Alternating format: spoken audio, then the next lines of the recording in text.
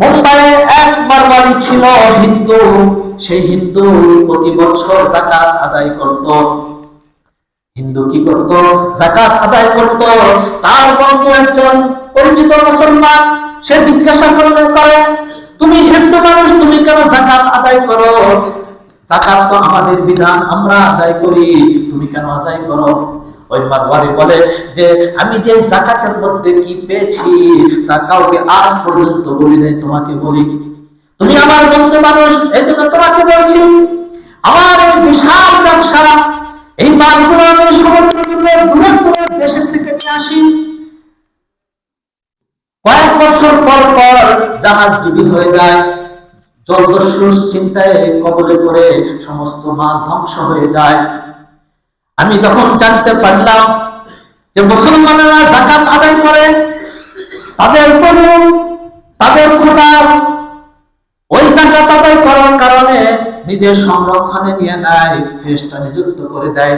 তারপরে থেকে আমি যাকাত আদায় করি। আজ 18 বছর 20 বছর পার হয়েছে, কোন জাহাজ, একটা জাহাজও সমুদ্র ডোবে না। সুবহানাল্লাহ। আলহামদুলিল্লাহ।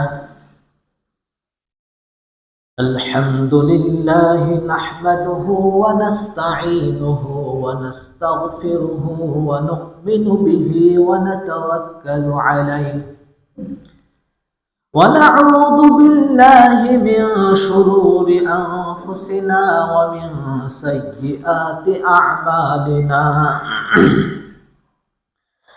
من يهده الله فلا مضل له ومن يضلله فلا هادي له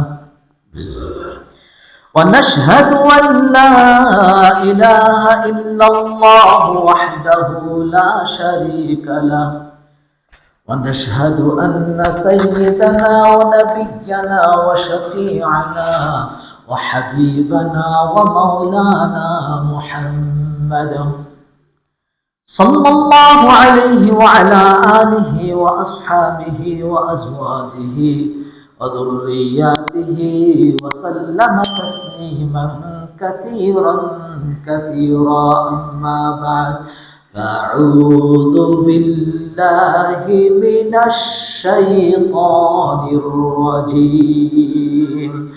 بسم الله الرحمن الرحيم. والذين يكنزون الذهب والفضة ولا ينفقونها في سبيل الله فبشرهم بعذاب أليم. فقال النبي صلى الله عليه وسلم: يأتي الكنز شجاعا أقرعا فيلقى صاحبه يوم القيامة فيفر منه فيقول: أنا كنزك أنا كنزك. صدق الله المولانا العظيم وصدق رسوله النبي الكريم، ونحن على ذلك من الشاهدين والشاكرين، والحمد لله رب العالمين. بلغ العلا بكماله كشف الدجى بجماله حسنت جميع خصاله صلوا عليه وآله. محبوب جو بنایا تو ایسا بنا دیا، محبوب جو بنایا تو ایسا بنا دیا کہ کعبے کا کعبہ گنبد خضرا بنا دیا. بلغ العلا بکمالہ كشف الدجى بجماله حسنت جميع خصاله صلوا عليه وآله. আমরা দরুদ ইব্রাহিম পড়ি। اللهم صل على محمد وعلى محمد كما صليت على إبراهيم وعلى آل إبراهيم إنك حميد مجيد اللهم بارك على محمد وعلى آل محمد كما باركت على إبراهيم وعلى آل إبراهيم إنك حميد مجيد ربي زدني علما نافعا ربي يسر ولا تعسر وتمم علينا بالخير وبك نستعين يا مستعان আমার সম্মানিত মুরব্বিয়ানে ইজাম ও মুসল্লিয়ানে কেরাম, সেই মহান রব্বুল আলামিনের অসংখ্য শুকরিয়া আদায় করি যিনি আমাদেরকে এই পবিত্র মাহে রমজানে দুনিয়ার ঝামেলা থেকে মুক্ত করে সময় মতো জামে মসজিদে উপস্থিত হওয়ার তৌফিক দান করেছেন। তাই আমরা একবার শুকরিয়া দান উচ্চ আওয়াজে জোরে সোরে বলি আলহামদুলিল্লাহ। সম্মানিত উপস্থিতি, আল্লাহ সুবহানাহু ওয়া তাআলা আমাদেরকে সৃষ্টি করার পরে সর্বপ্রথম যে আমাদের দায়িত্ব দিয়েছেন সেটা হচ্ছে ঈমানের দায়িত্ব। কিসের দায়িত্ব ভাই? ঈমানের দায়িত্ব। তারপরের দায়িত্ব সেটা হচ্ছে আমাল সালেহা। আল্লাহ সুবহানাহু ওয়া তাআলা বান্দাদের জন্য কিছু আমল নির্ধারণ করে দিয়েছেন যে বান্দারা চলাফেরা ওঠা বসা সর্বক্ষেত্রে আল্লাহ আল্লাহ আল্লাহ আল্লাহ রাসূলের নির্দেশনা ফলো করবে। এমনকি বান্দা যখন চিন্তা করবে এই চিন্তার ক্ষেত্রেও দিক নির্দেশনা দেওয়া হয়েছে যে মানুষ কি কি বিষয় নিয়ে চিন্তা করতে পারবে এবং কি কি বিষয় নিয়ে চিন্তা ভাবনা করতে পারবে না। ঠিক কিনা বলেন? আমাদেরকে যে সমস্ত আমাল দিয়েছেন সেই সমস্ত আমালে কিছু কিছু সংখ্যক আমাল আমাদের শরীরের সাথে সম্পর্কিত, অঙ্গ প্রত্যঙ্গের সাথে সম্পর্কিত, এবং কিছু কিছু আমাল আল্লাহ সুবহানাহু ওয়া তাআলা আমাদেরকে দান করেছেন যেগুলো আমাদের ধন সম্পত্তি টাকা পয়সার সাথে সম্পর্কিত। আমরা যাকে নামাজ পড়ি, এটা আমাদের অঙ্গ প্রত্যঙ্গের সাথে সম্পর্কিত, শরীরের সাথে সম্পর্কিত। আমরা রোজা রাখি, যেরকম আমরা সবাই আজকে কি রোজাদার, রোজা আছি, পবিত্র মাহে রমজান চলছে, আমরা রোজাদার। আমাদের সুবহ সাদিক থেকে নিয়ে সূর্য অস্ত যাওয়ার পূর্ব পর্যন্ত পানাহার, খাওয়া দাওয়া, স্ত্রী সহবাস সব থেকে আমরা বর্জন করে আছি। এটা হচ্ছে শরীরের সাথে সম্পর্কিত। কিছু কিছু আমাল রয়েছে সেগুলো মানুষের ধন সম্পত্তির সাথে সম্পর্কিত। যেরকম আমরা দান করি, সাদকা করি, আমরা যাকাত প্রদান করি, আমরা হজ করি, এই সমস্ত আমালের মধ্যে এই সমস্ত আমালগুলো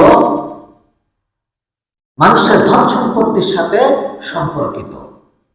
এগুলো করতে গেলে মানুষের টাকা পয়সা খরচ করতে হয়। ঠিক কিনা? এই সমস্ত বিধিবিধান আল্লাহ সুবহানাহু ওয়া তাআলা আমাদেরকে প্রদান করেছেন। যেমন শরীরের সাথে যে সমস্ত আমল সম্পর্কিত তার মধ্যে সবচেয়ে ইম্পর্টেন্ট হচ্ছে নামাজ। কি ভাই? নামাজ। এমনি ভাবে ধন সম্পত্তির সাথে সম্পর্কিত যে সমস্ত আমাল রয়েছে তার মধ্যে সবচেয়ে বেশি গুরুত্বপূর্ণ হচ্ছে যাকাত। গুরুত্বপূর্ণ কি ভাই? যাকাত। এই যাকাতে অনেক গুরুত্ব। আর আলহামদুলিল্লাহ এই পবিত্র মাহে রমজানে আমরা সবাই কি করি? যাকাত আদায় করে থাকি। কি জন্য? আমার বন্ধুগণ, বিশ্বনবী মুহাম্মদুর রাসূলুল্লাহ সাল্লাল্লাহু আলাইহি ওয়াসাল্লাম ইরশাদ করেছেন, যে ব্যক্তি পবিত্র মাহে রমজানে একটি নফল ইবাদত করবে তার আমলনামায় আমি একটি ফরজ ইবাদত করার সওয়াব লিখে দেব।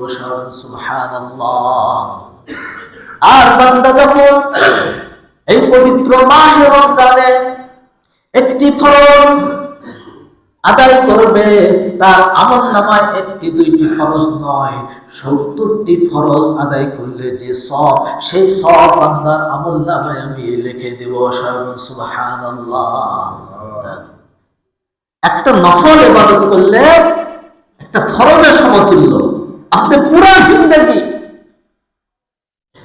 মৃত্যুর আগ পর্যন্ত আপনি শুধু নফল ইবাদতই করতে থাকে, তাও একটি ফরজ সমতুল্য হবে না।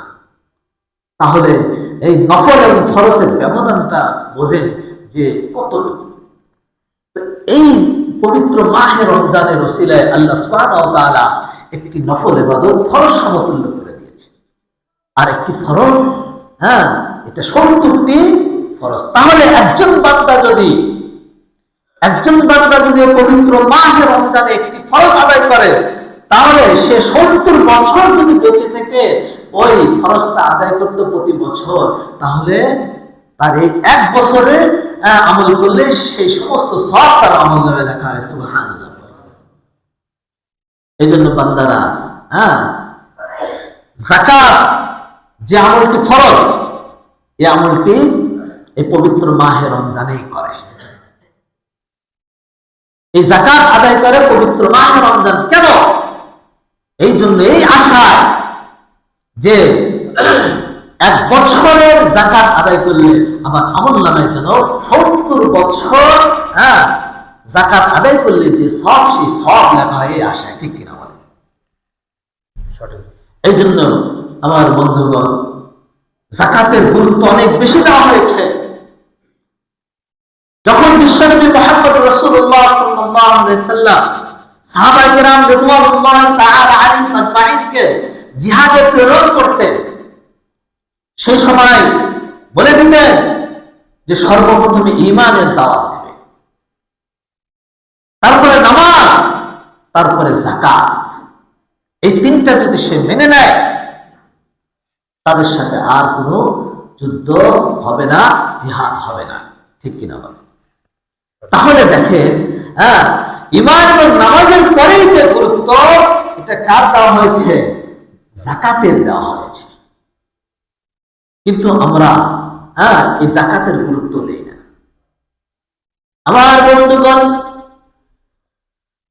পবিত্র কালামুল্লাহতে একবার নয়, দুইবার নয়,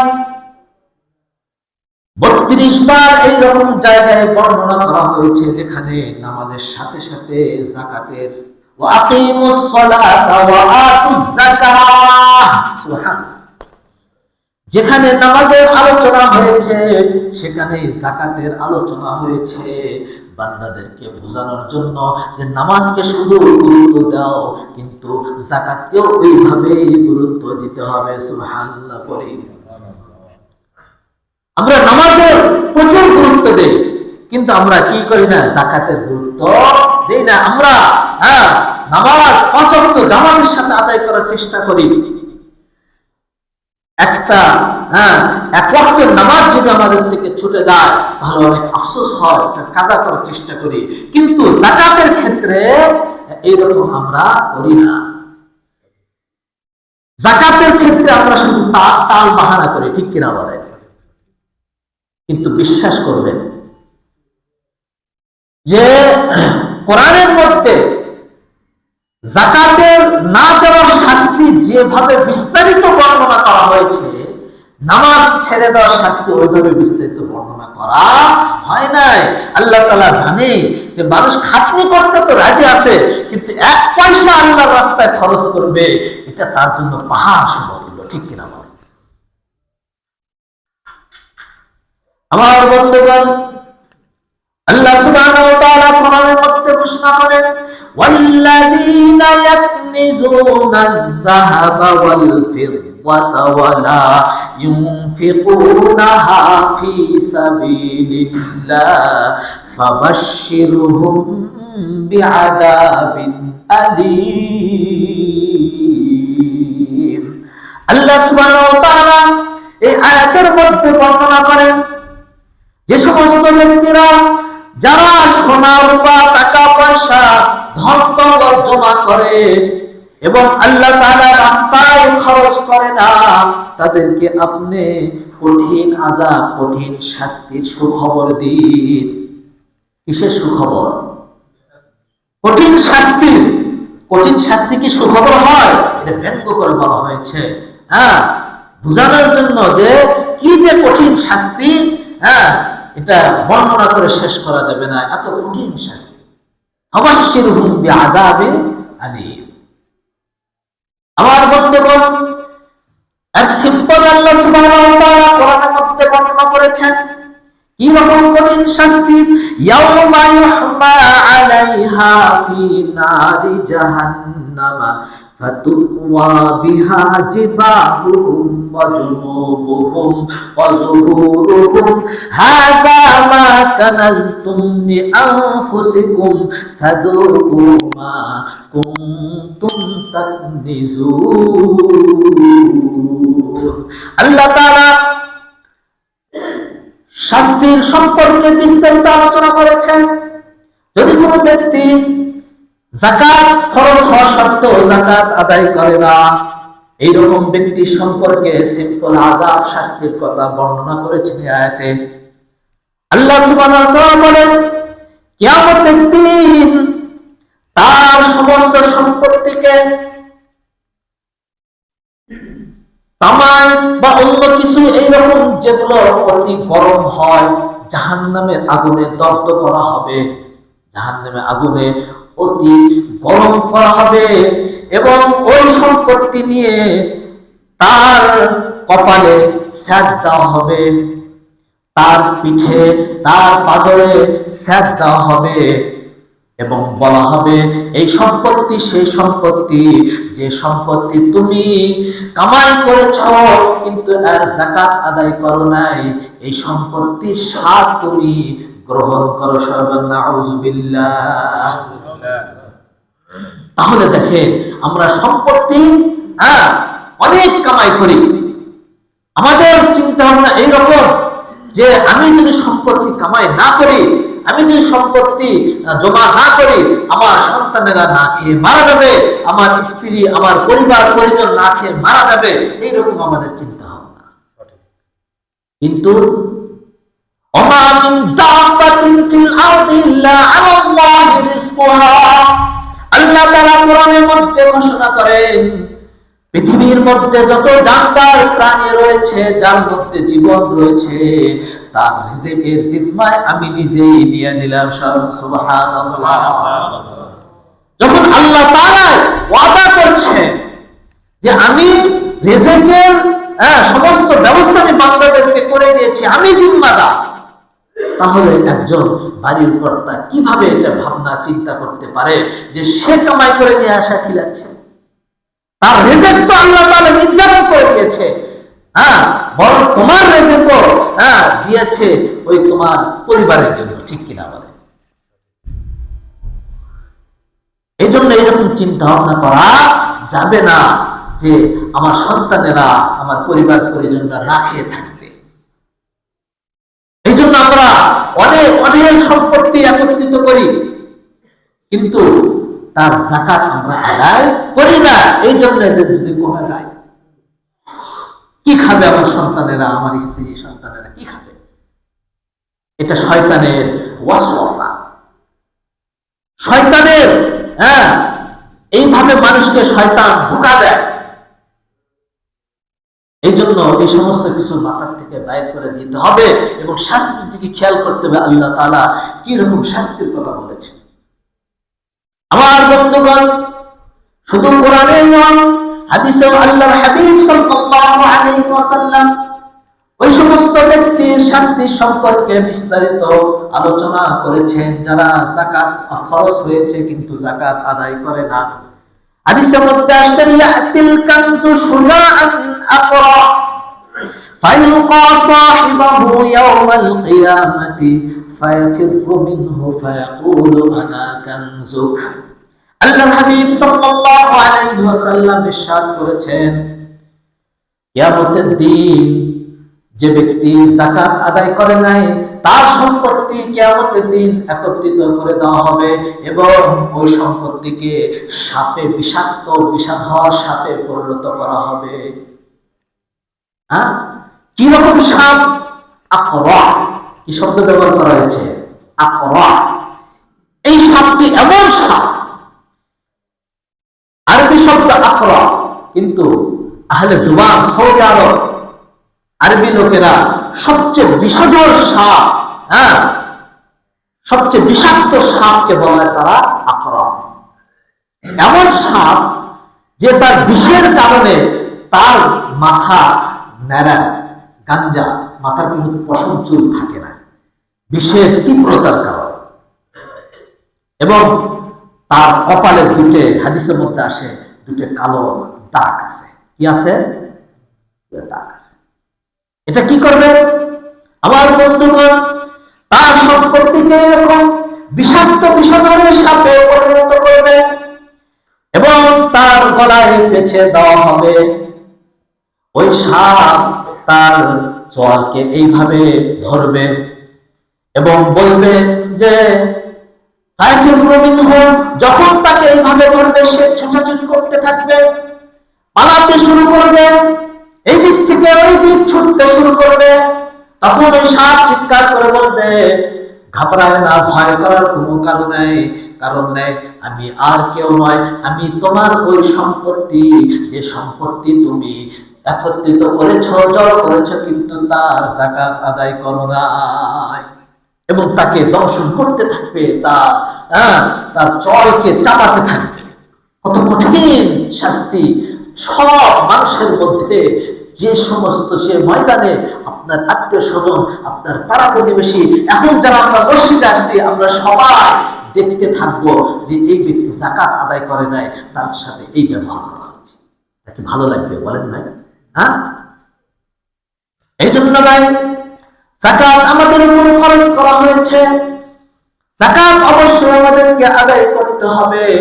যাকাত যদি আমরা আদায় না করি তাহলে আমাদের শাস্তি অনেক কঠিন। ফাবাশশিরহুম বিআযাবিন আলীম।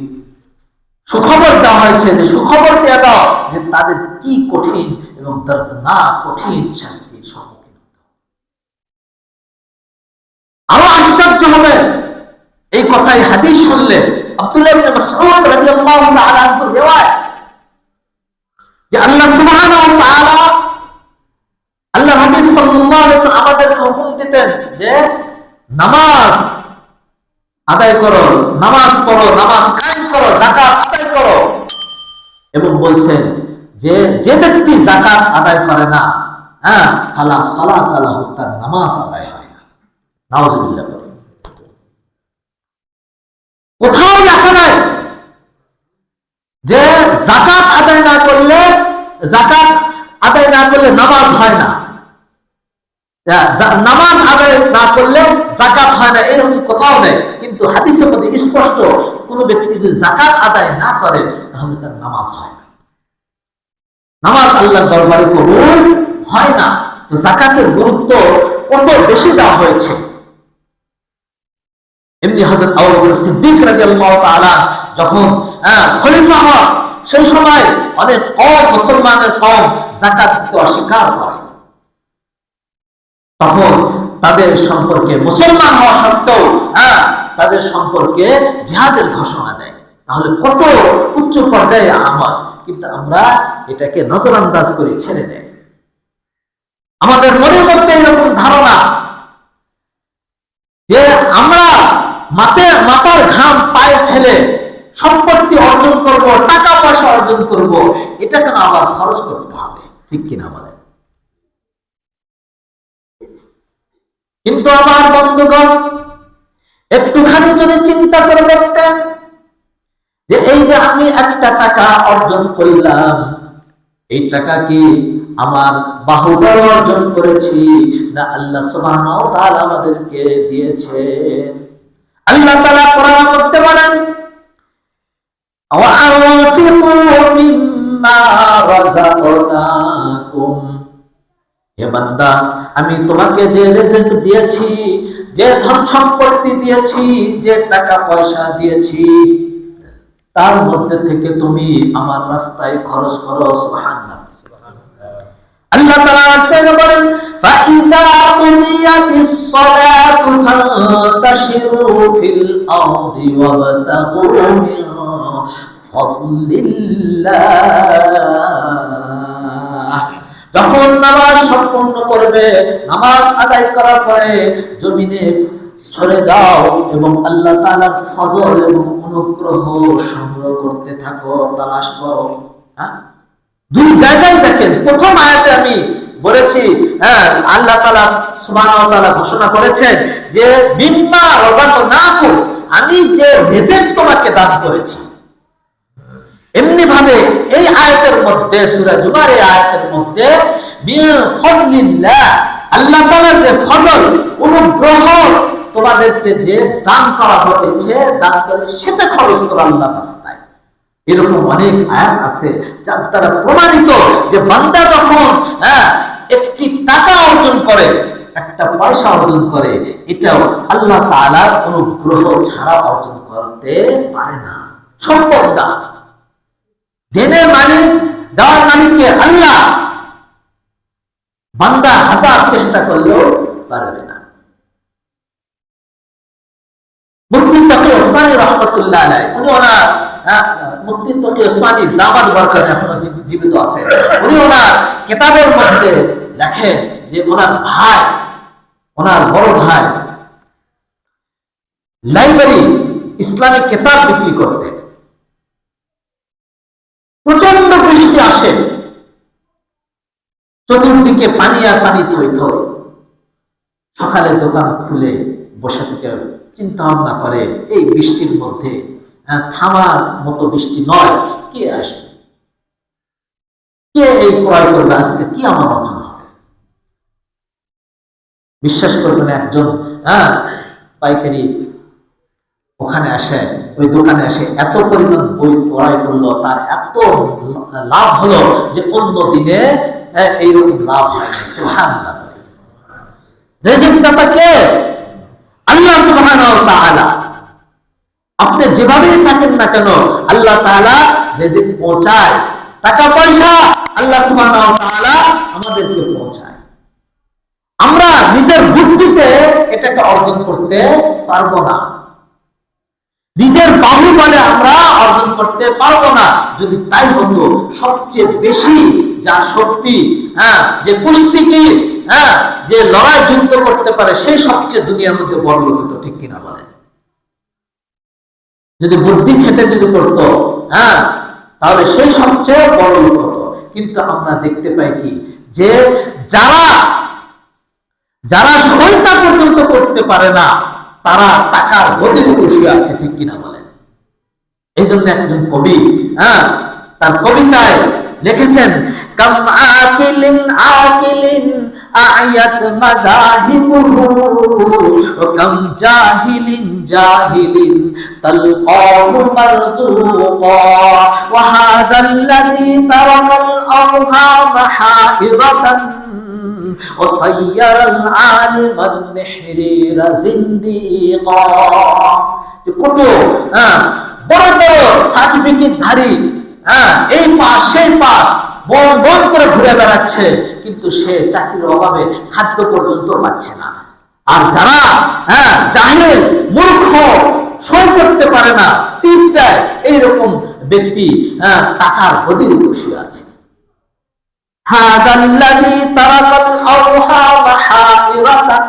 এই সমস্ত কিছু দেখলে মানুষের ব্রেন ঠিক থাকে না। এমনকি বড় বড় জ্ঞানী ব্যক্তিও কি হয়ে যায়, জিন্দিক এবং আল্লাহ বিদ্রোহী হয়ে যায় যে এটি কিভাবে সম্ভব। আসল কথা এটাই যে আমরা এক পয়সা একটা টাকা যদি আমরা অর্জন করি, এগুলো আল্লাহ তাআলার পক্ষ থেকে। এই জন্য যখন আল্লাহ তাআলা আমাদেরকে খরচ করার জন্য বলছে, আল্লাহ তাআলা বললে পারলে পুরাটাই আমাদেরকে বলতেন যে পুরাটাই খরচ করো, কিন্তু তা বলেন নাই। বলছে 40 ভাগের 1 ভাগ। কতটুকু?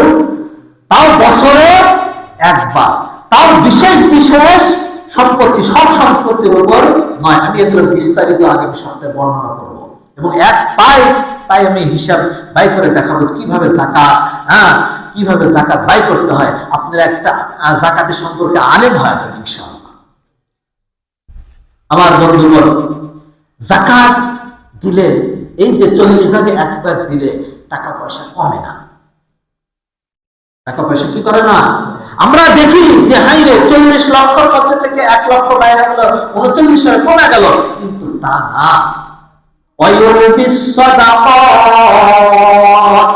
আল্লাহ তাআলার ঘোষণা যদি সত্য মনে করেন, আল্লাহ তাআলা আল্লাহর হাবিব সাল্লাল্লাহু আলাইহি ওয়াসাল্লামকে সত্য জেনে থাকেন, ওনাদের ঘোষণা মনে করেন এবং শিখে রাখেন যে যাকাত আদায় করলে, দান সদকা করলে আল্লাহ সুবহানাহু ওয়া তাআলা তোমাদের সম্পত্তি বৃদ্ধি করে দিবেন। সুবহানাল্লাহ। আর সম্পত্তি বৃদ্ধি হয় ওয়াইউমিস সাদাকা। আর সুদ খেলে যাকাত আরাম হয়, সুদ খেলে তার সম্পত্তি আরো নষ্ট হয়। যাকাত দিলে, দান সদকা করলে সম্পত্তি বৃদ্ধি হয়। সম্পত্তি বৃদ্ধি হয় মানে তার বরকত বেড়ে যায়, বরকত বেড়ে যায়। পুরো মাস রিক্সা চালক রিক্সা চালে যে সম্পত্তি অর্জন করে, যে টাকা পয়সা অর্জন করে, দেখা যায় যে খাওয়ার পরেও মাসের শেষে বেঁচে যায়। আর একজন বরকতহীন কামাই করতেছে, মাসে 1 খোঁচাতে লাখ লাখ টাকা কামাই করতেছে, কিন্তু মাস শেষে তার আবার ধার করা লাগে, লোন দেওয়া লাগে। ঠিক কিনা বলেন? এটা বরকতহীনের পরিচয়। এই জন্য বরকত অর্জন করতে গেলে সঠিকভাবে যাকাত আদায় করতে হবে সম্পত্তির, এবং দান খয়রাত করতে হবে। শুধু এই নয়, শুধু এটাই নয়, একবারে যে কত কত ফায়দা সেগুলো যদি বলতে যায় পুরো দিন লাগবে। হাসিনু আমওয়ালাকুম বিযাকাত, হাদিসের মধ্যে আসে আব্দুল্লাহ ইবনে মাসউদ রাদিয়াল্লাহু আনহু রিওয়ায়াত, যে তোমরা যদি তোমার সম্পত্তিকে রক্ষণাবেক্ষণ করতে চাও, চুরি থেকে, ডাকাতি থেকে, ধ্বংস থেকে,